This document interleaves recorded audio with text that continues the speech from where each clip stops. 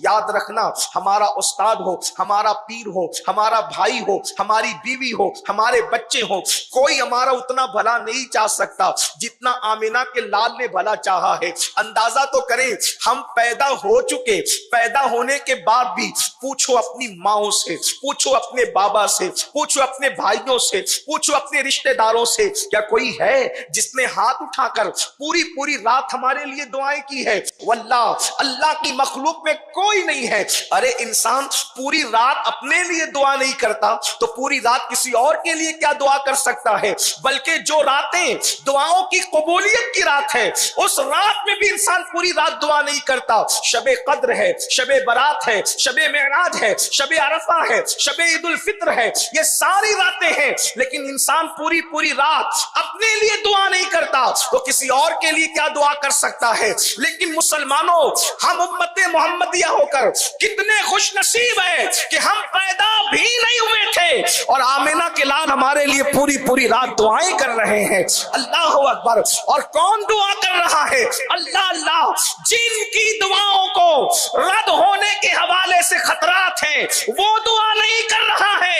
اللہ اکبر! جس کی دعا رد ہو سکتی ہے وہ دعا نہیں کر رہا ہے، جس کی دعا رد کی جا سکتی ہے وہ دعا نہیں کر رہا ہے، بلکہ جانے دعا ہمارے لیے ہاتھ اٹھا کر کے دعا کر رہے ہیں، جن کی دعا کا عالم یہ ہے، عنایت کا جوڑا، اجابت کا صحرا، دلہن بن کے نکلی دعائے محمد، اجابت نے جھک کر گلے سے لگایا بڑی ناز سے جب دعائے محمد۔ ہمارے نبی کی دعا کی شان یہ ہے جس کے لیے اجابت جھک کر گلے سے جسے لگا۔ ہمارے آقا نے ہماری پیدائش سے پہلے ہمارا مقدر جگانے کے لیے ہمارے لیے دعائیں کی، ہماری تقدیر سنوارنے کے لیے ہمارے لیے دعائیں کی۔ اندازہ تو کریں، اگر آپ اس کی اہمیت کو سمجھنا چاہیں تو سمجھ سکتے ہیں۔ حضور کی دعا کے بعد پھر ہمیں کس کی دعا کی محتاجی ہے؟ جانے عبادت ہمارے لیے مانگ چکے، جانے دعا نے ہمارے لیے دعا کر لی۔ آپ اندازہ کریں کہ ہمارے حضور کی دعا کی شان کیا ہے۔ حضرت آدم اگر نام محمد لے لیں،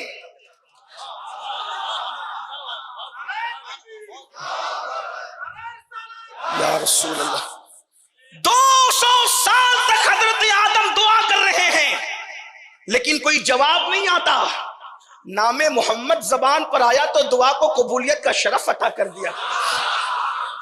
جس کا نام آنے پر دعا قبول ہوتی ہو، جس کا نام آنے پر دعا قبول ہوتی ہو، جب وہ جانے دعا خود دعا کرے تو پھر دعا کی معراج کا عالم کیا ہوتا ہو۔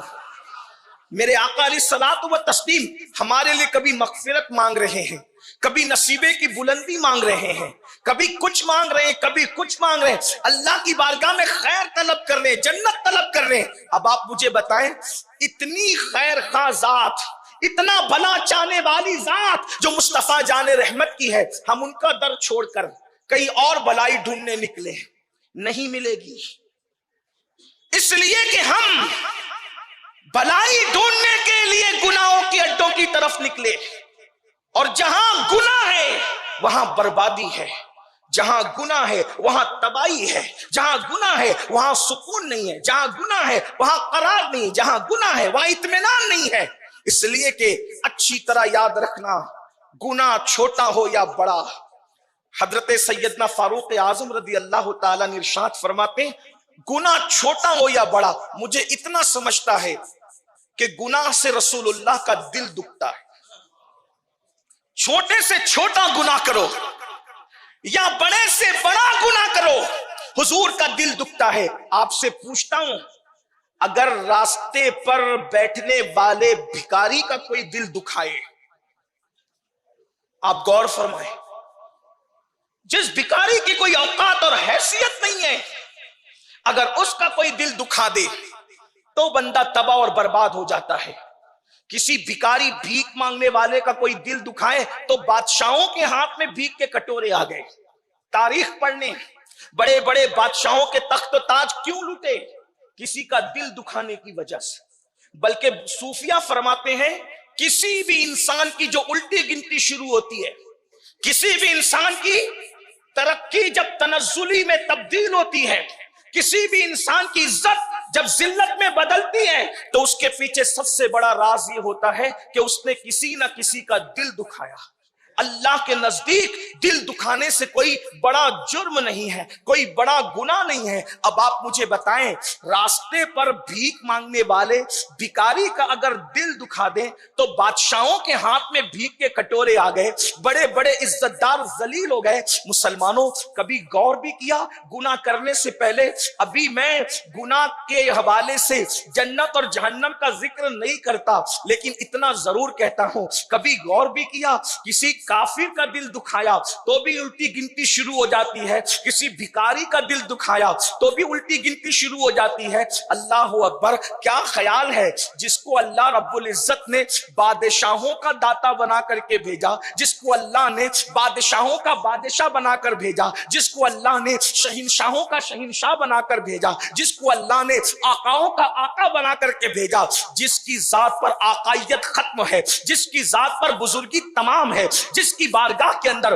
اللہ اکبر عزت بھی پہنچ کر کے معزز ہو جاتی ہے، جس کی بارگاہ میں علوم کو معراج نصیب ہوتی ہے، جہاں پہنچ کر حسن بھی معراج پاتا ہے، جہاں پہنچ کر عقل بھی معراج پاتی ہے، جہاں پہنچ کر عبادت کو بھی معراج نصیب ہو جاتی ہے، اس ہستی کا دل اگر کوئی دکھائے تو پھر وہ سکون کیسے پائے؟ لوگ کہتے ہیں امت مسلمہ کا زوال کا سبب یہ ہے، کوئی کہتا ہے یہ ہے، کوئی کہتا ہے یہ ہے۔ سارے دانشوروں کی فکر سر آنکھوں پر ہے، سارے دانشوروں کی آرا سر آنکھوں پر ہے، لیکن ہم کو جو سمجھ میں آیا بزرگوں کی جوتیوں میں بیٹھ کر کے وہ یہ اللہ اکبر، سیدنا فاروق اعظم فرماتے ہیں گناہ کوئی بھی کرو، چھوٹے سے چھوٹا ہو یا بڑے سے بڑا، وہ ڈائریکٹ رسول اللہ کے دل کو تکلیف پہنچاتا ہے، حضور کا دل دکھاتا ہے۔ مجھے بتاؤ، اب مسلمان رو رہا ہے کہ ہماری لاشیں بے گور و کفن کہیں پر تڑپ رہی ہے، اب مسلمان بے چین ہو رہا ہے، ہماری بیٹیوں کا سہاگ اجڑ رہا ہے،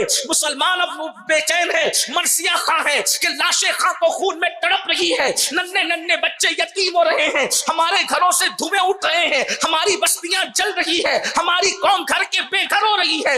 مجھے بتاؤ، جو مصطفیٰ جان رحمت کے دل کو ایک دن میں کئی 100 مرتبہ دکھائے، وہ قوم عزت کے ساتھ کیسے جیے گی؟ وہ قوم وقار کے ساتھ کیسے جیے گی؟ وہ قوم سکون کی سانس کیسے لے گی؟ قرآن میں میرا اللہ فرماتا ہے ان الذین یؤذون اللہ ورسولہ لعنہم اللہ فی الدنیا والآخرہ، جو اللہ اور اس کے رسول کو اذیت دیتے ہیں اللہ نے ان پہ لعنت کی ہے، دنیا میں بھی لعنت ہے اور آخرت میں بھی لعنت ہے۔ جس قوم پہ اللہ لعنت کرے وہ قوم کی روزی میں برکت کیسے ہو؟ جس قوم پہ اللہ لعنت کرے اس قوم کو عزت کیسے ملے؟ جس قوم پہ اللہ لعنت کرے وہ قوم سکون اور اطمینان کی سانس کیسے لے؟ تو یاد رکھنا، گناہ سے حضور علیہ الصلوۃ والتسلیم کے دل کو تکلیف پہنچتی ہے، حضور کے دل کو اذیت پہنچتی ہے۔